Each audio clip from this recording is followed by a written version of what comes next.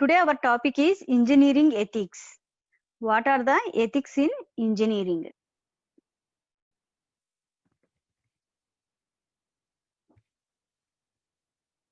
What is meant by engineering ethics? Engineering ethics is the field of applied ethics and system of moral principle that apply to the practice of engineering. That is, the engineering ethics is the field of applied ethics. So we already discussed there are different type of the ethics, that is a normative ethics, applied ethics, and the theoretical ethics. So in engineering ethics, that is, it is the field of applied ethics and a system of moral principle that apply to the practice of engineering. That is, in the engineering field, that is, we apply the ethics and moral principles. To apply the moral principles in the engineering field is called as a engineering ethics.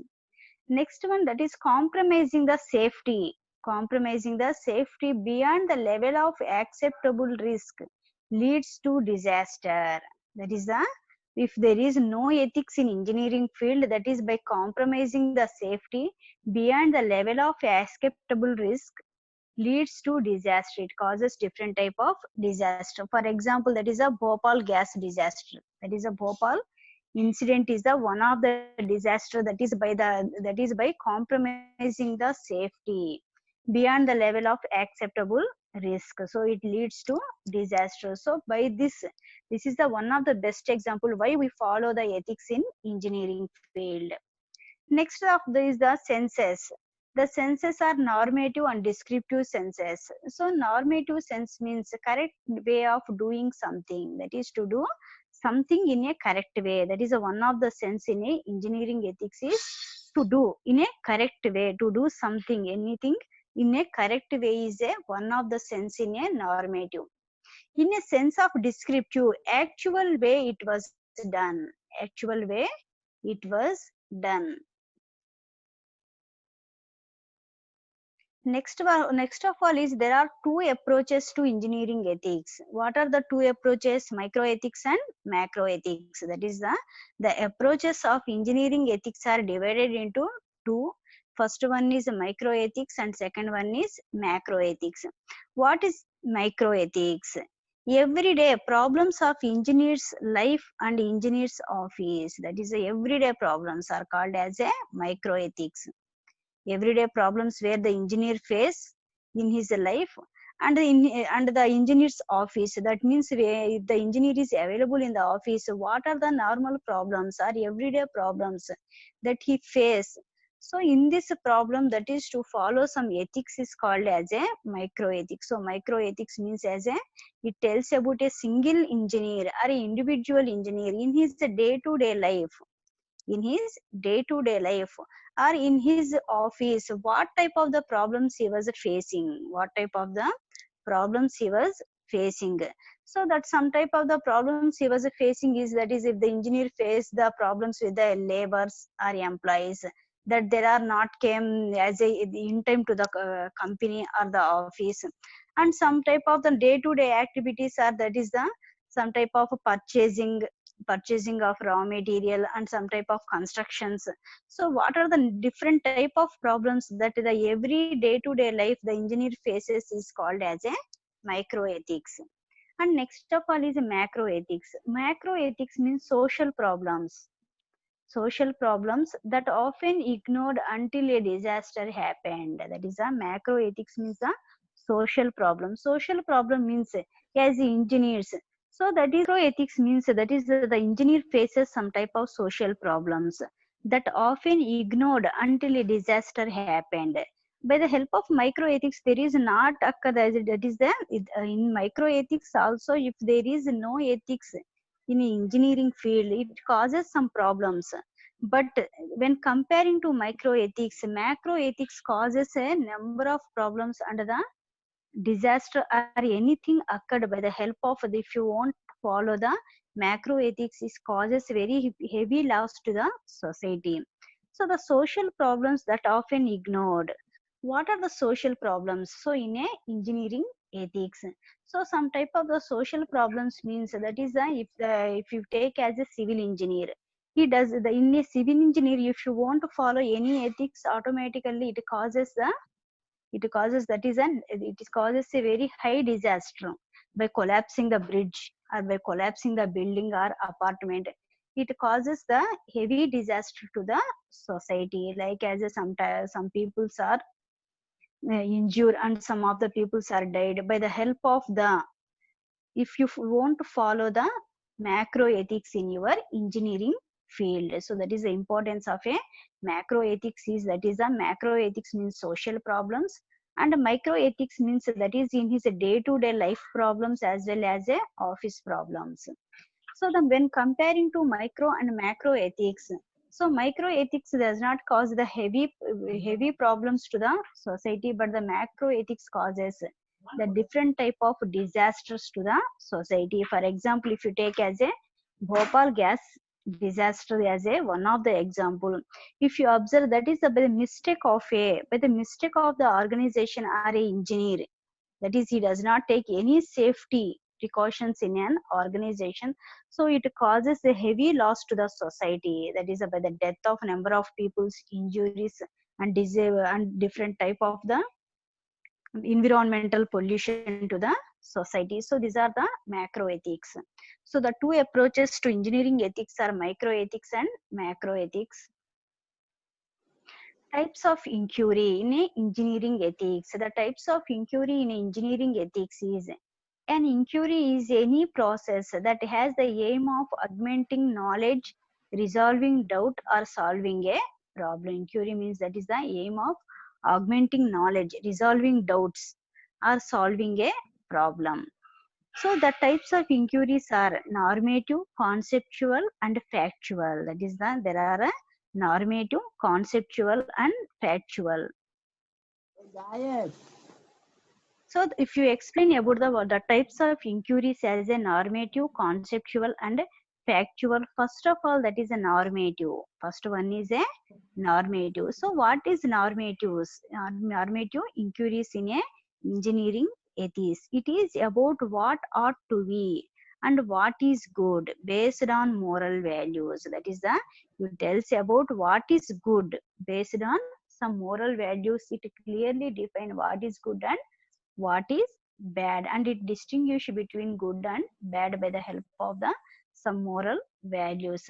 The best example for this normative inquiries is whose values are primary in taking a moral decision. Whose values are primary in taking a moral decisions, employee, public, or government. That is, if you take any decision or if you're taking a moral decision, that is to follow in a with the to follow with the employees, to the public, and as well as a government, that is called as a normative. So normative means that is the what is to be good and what is bad, so based on some moral values to distinguish between good and bad.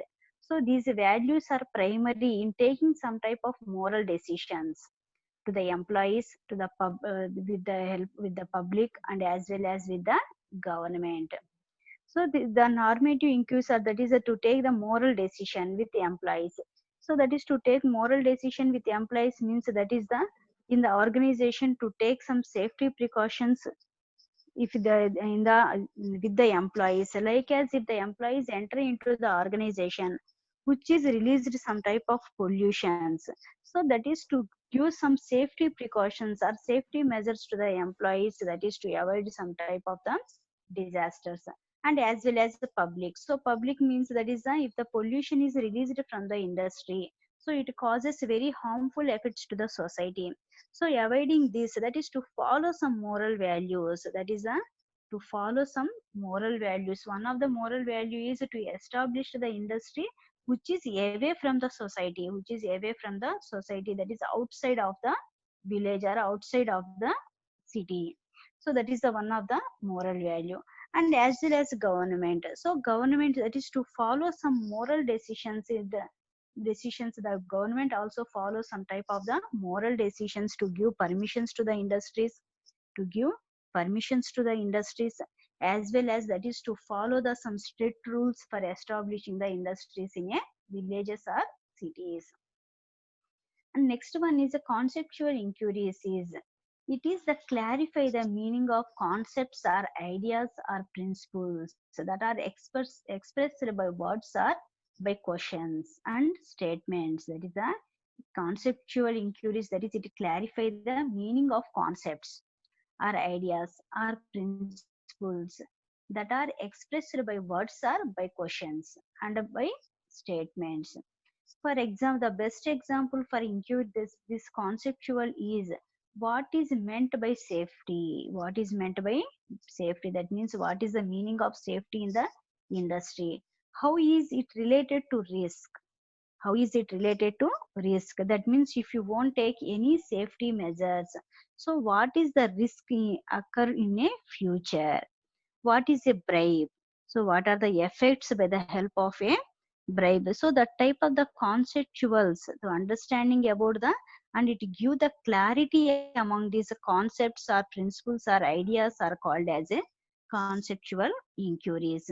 So in this conceptual inquiries, that is to express these inquiries by the help of a statement.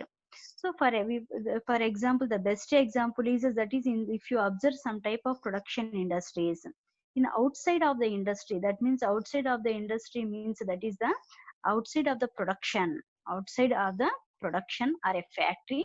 That is if you see that is some type of statements are occur like as a safety is best and others are next. Safety is a best and other things are next. So that is a one of the statement. That means that is in the, if you want to enter into the factory, first of all that is you are concentrated on safety. It's meaning the statement's full meaning is that is if you want to enter into the factory, first the safety is the first and other things are next. So that type of that is the conceptual inquiries means that is the industries or organizations. So they express their moral values. They express their moral values with the help of some statement. So in this, what is meant by safety? What is meant by safety means that is the for avoiding some type of risk, that is to wear the helmet if you enter into a production industry, or if you wear some type of the proofs which are helpful, that is the which are helpful if you want to enter into the in the factory for production process, or if you enter into the machines. So that is if you wear a mask, that is to avoiding some type of pollutions in the industries. So these are all called as the safety. And how is it related to risk? If you want to follow these safety measures, the main risk is without helmet if you enter into the factory, that is some type of damage, that is some type of production process, that is it causes a harmful effect to you. So what is a bribe? So this type of conceptual inquiries are presented by the help of a statements is called as a conceptual inquiries. And last types of inquiry is factual inquiries. This helps to provide facts. This helps to provide facts for understanding and finding solution to value-based issue. It is helpful, that is, it provides some type of facts for understanding and finding solution to value-based issues, some value-based issues. These are used to uncover information using scientific techniques. Uncover information using scientific techniques. Example, what are short-term and long-term effects of drinking water being polluted? So this is the fact. This is the one of the fact is that is the if you drink a if you drink a polluted water, what are the effects occur at a short term as well as a long term? So short term means that is a if you drink a polluted water, so it is immediately gives the side effects, that as a if you suffer with vomitings or motion. So these are the one of the effect in a short term. And what are the effects in long term? So in the long term, that is it collapses your digestive system. That is it causes a different type of the infections to your digestive system or lung problems. So these are other long term effects. So these factual inquiries, these help to provide facts for understanding and finding solution to value based issues. These are used to uncover information using scientific techniques. That is, it tells what is the fact if you want to follow any moral values in the organization. So moral values in the one of the moral is that is to provide safe drinking water facility to the organization employees. So that is the one of the moral to you. If you want to provide this safe drinking water facility to the employees, so it tells about what is the fact. If the employee drink a polluted water, what are the side effects occur to him? What are the side effects occur to him in a short term as well as a long term? So this is called as a fact. So the types of inquiries are normative, conceptual, and factual. Normative tells about the how to follow the moral values in taking decisions. Conceptual tells about some type of the statements which give the safety to the employees. And factual means that is by not following these principle, what are the harmful effects occur? So this facts tells about in factual. Next one is moral autonomy. What is autonomy? Autonomy means skill and habit of thinking rationally about ethical issues on the basis of moral concerns. Autonomy means that is a skill and habit. That is a one of the skill or a habit of thinking rationally about ethical issues on the basis of moral concern. That is to think about ethical issues on the basis of the moral concern. Apply this moral thinking to situation that arise in professional engineering practice. That is to first of all, that is the autonomy is that is the if you have a skill and a habit about thinking rationally about ethical issues, that is thinking rationally about it, that is you make this the ethical thinking as a one of your habit, to make this ethical thinking as a one of your habit, or to create or to develop as a skill, to develop as your skill. So by the help of this ethical thinking, to apply this ethical or moral thinking to situation that arise in professional engineering practice. If any issues are arise in a professional engineering practice, to apply this moral thinking, because that is the you are developed this moral thinking as a one of your skill and as well as one of your habit. So automatically it is habitual, that is rational ethical thinking is your habitual. So automatically if you developed this ethical thinking as your habit, so automatically in your field engineering practice you apply this if any situation is arise. Next one, moral autonomy is at the heart of engineering ethics. So to follow and moral autonomy is one of it is the heart of an engineering ethics. The best example is from childhood. Neglected children result in sociopath. Neglected children result in sociopath.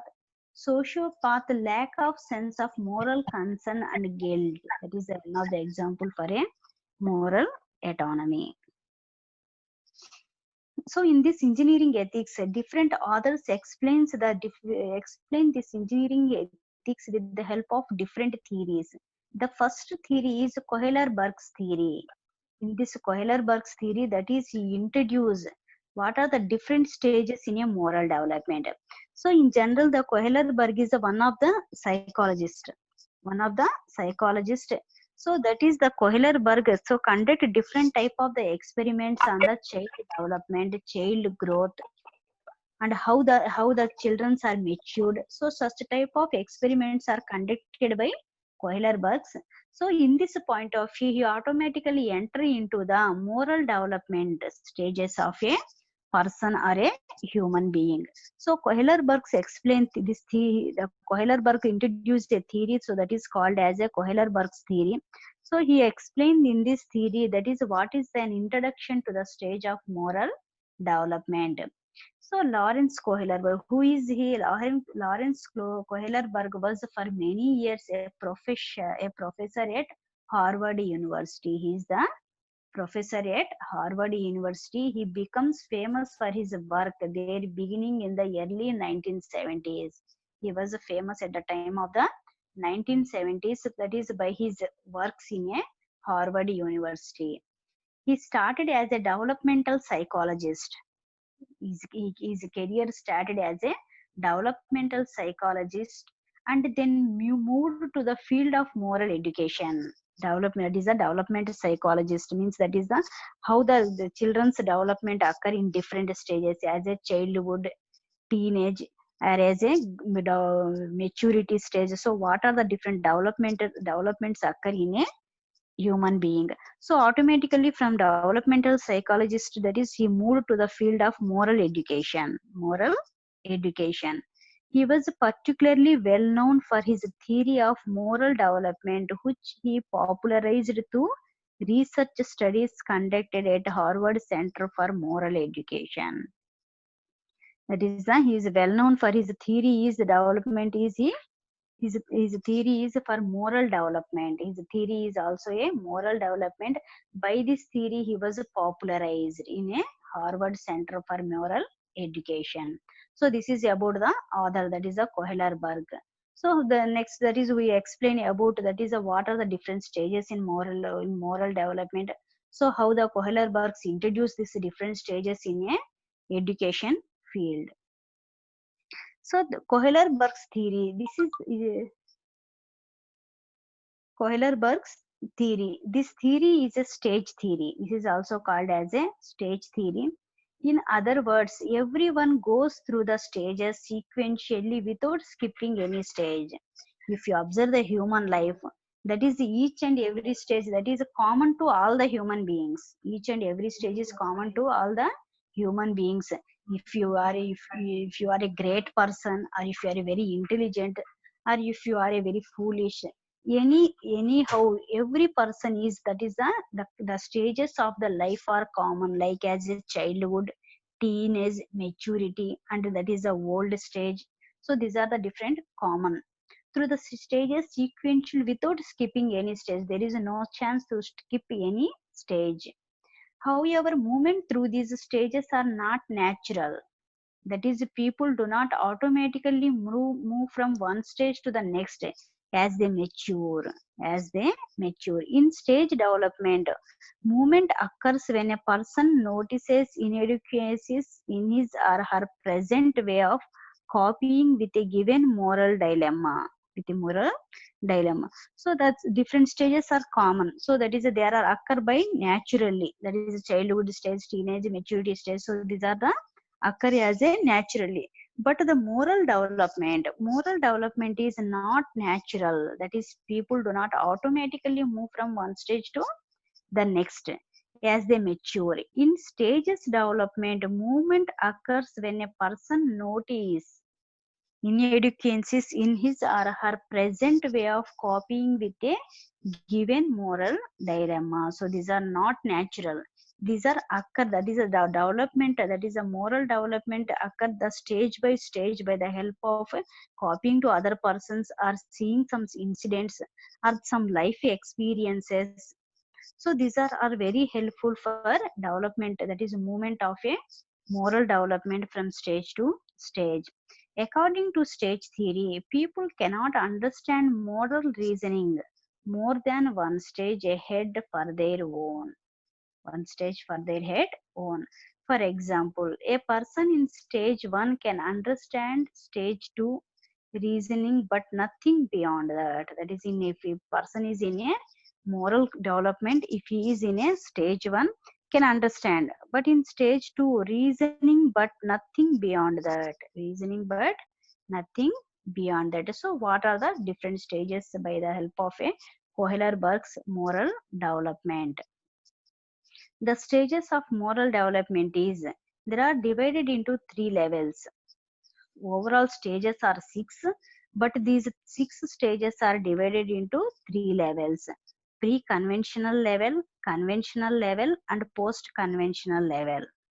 So the first stage 1 and 2 are pre-conventional level, stage 3 and 4 are conventional level, 5 and 6 stages are post-conventional level. So stage 1 from 2 to 4 years age is called as a stage 1. From 4 to 7 years age is called as a stage 2. From 7 to 10 years age is called as a stage 3, and 10 to 12 years age is as a stage 4, and that is the from above 12, from 12 to 19 or 30, that age is called as a teenage, that is the stage 5.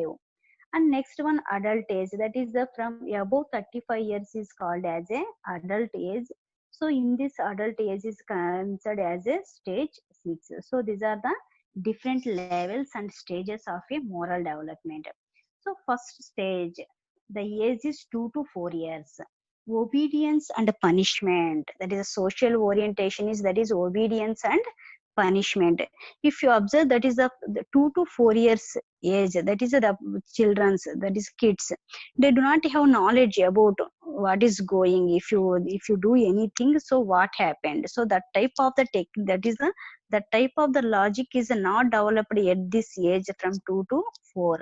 So in this age, if you want to develop morals, if you want to develop morals in his mind, if a 2 to 4 years children's or a kid's mind, if you want to develop a moral in his mind, so that is you give, that is punishment. That is if he cross any morals, so to give punishment. So next one is obedience, that is if they are obey for these principles, moral principles. If they cross these moral principles, that is the to give some punishment. And next 4 to 6 years is individualism and instrumentalism. Individualism, that is after 4, that is they develop individuality, that is the they develop individuality, by that is by they do any work, that is by individuality, that is called as a individualism. And instrumentalism, instrumentalism means that is they are ready, that is they are ready to use anything, that is how to operate, how to do. That is some different type of instruments, means if you give a knife or scissors, so there are developed the instrumentalism, that is how to use these things. So that is individualism and instrumentalism. So in this age, that is social orientation is, that is they developed their individuality, that is that they do not like, that is to move with groups, so they develop their individual, that is they do any work by their own. So that is the age. So next one is the in the third stage, 7 to 10 years age, good boys girl, good boy and good girl, that is the if you tell as a you are a good boy, so automatically that is he repeated this work. If you tell as a bad boy, so he does not like this word, so automatically for moving to the moral development, that is frequently tells, if you do something as a good, so you tell as a you are a good boy or you are a good girl, so automatically he mold towards the moral development. Next 10 to 12 years age is law and orders. That is in this age, this is also called as a fight and flight age. Fight and flight age. So in this age, that is they are ready for fighting with everyone, or they are ready for fight for anything, and otherwise they are ready to escape, ready to escape. So that age is called as a fight and flight age. So in this age, that is for developing the moral, for developing the ethical or morals in their mind, that is to give punishment by the help of law and order, to give punishment by the help of a law and order. If you tell, so that is it is as a citizen, these are your rights. And if you tell, so that is if you cross these rules and regulations, so you are punishable on the eyes of a law, on the eyes of a law. And as you tell, so that is this is my order, that is you follow these principles, it's my order. So by saying this type of the words, or by that is by developing the morals in their minds by the help of law and order. And at the age of teenage, that is social contract, that is a social contract is very important. So by the help of the social contract, that is they develop the moral things in their mind. And adult age, principled conscience, principled conscience is the developed in this stage. So these are the different stages, that is a the pre-conventional stage, that is the there are, that is they do not know anything, just they follow, that is by the help of the punishment. And in conventional stage, that is they know what is happened. So for in this conventional stage, that is by the help of the appreciation, or by the help of the rules and regulations, that is to make the child to move towards the ethics or morals. In a post conventional stage, so that is completely with the social contact. So in this stage, that is the in a post conventional stage, that is by the principled conscience and social contract to develop the morals and ethics in his mind. So these are the different stages of a Kohler-Berg for a moral development. So in this, that is about what is the first stage? Example of Kohler-Berg theory, moral dilemma. A woman was, this is the one of the best example. A woman was near death from a unique kind of cancer. That is, he suffered with a cancer and he is near for death or near to death. There is a drug that might save her. That is the drug cost is $4,000 per dosage. That is the woman who is suffer with who is suffer with cancer, and that is for saving her life. For saving her life, that is the drug is in theory as in a moral dilemma is a woman who is suffer with cancer and she is near to the death, and therefore for saving her life, so one drug is available in the market and its cost is 4,000 per dose. The sick woman's husband Hinge went to everyone he knew to borrow the money and tried every legal means, but he could not. But he could only get together about $2,000. That is, he get only $2,000 by the help of different sources. He try for different sources, then he follow some legal means, but he collect only $2,000. He asked the doctor scientist who discovered the drug for a discount, or that he let him pay later, but the doctor scientist refused. Doctor scientist refused. So this is the one of the moral dilemma. So that is the morals in a moral dilemma is that is the scientist who discovered the drug, he refused discount, or he refused, that is the to give doses to the sick woman, doses to the sick woman, that is for paying after the dosage, for paying after the dosage. So this is a one of the example for a moral dilemma, that is he cross some type of the morals. So what are the different stages in Kohler-Berg's theory is stage one is obedience. The stage one is, that is you already discussed, that is the stage one is from 2 to 4 years age is called as a 2 to 4 years age is called as a stage one. In this stage you observe the obedience of the kid or a child. Hinge should not steal the medicine because otherwise he will be put in prison. So that if you in the example, that is the with the help of the example I explain this stage one. In stage one, the sick woman's husband should not store or should not steal the medicine because that is the he know the punishment. He know the punishment as a prison. So that is the stage one. Next stage two, self interest. In a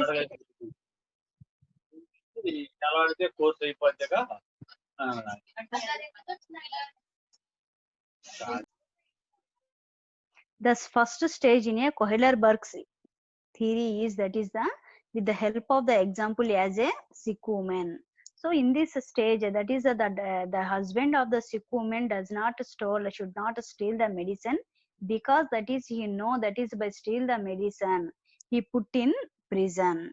So the second stage is called as a self-interest stage. Self-interest stage, that is the husband of a sick woman steal the medicine because he will be much happier if he saves his wife, even if he will have to serve a prison sentence. That is the one of the second in a second stage, that is the second stage is called as a self-interest.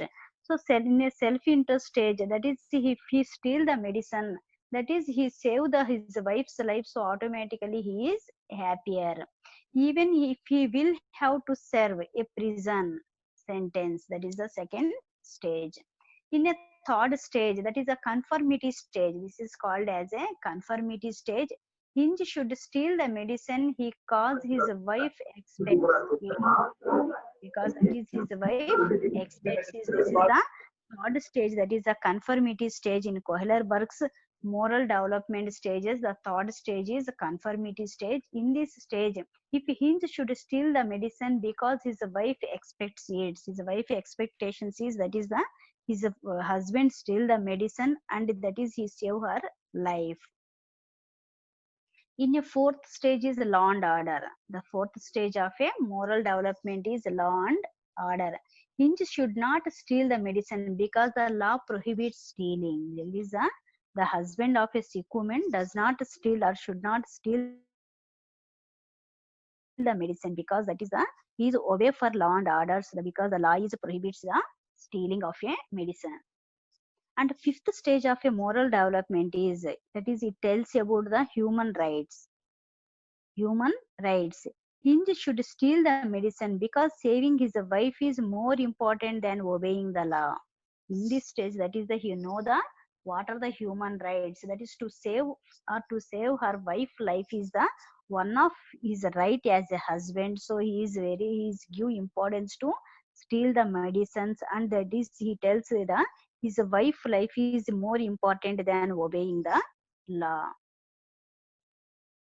And in the sixth or last stage, that is the universal human ethics. So what in Hinge should steal the medicine because saving a human life is a moral fundamental value than respecting the property of any other persons. That is respecting the property of another person. People rarely, if ever, reach stage 6 of Kohler-Burke's model. If ever reach stage of Kohler-Burke's model, that is in the sixth stage of Kohler-Burke theory, that is it tells about universal human ethics.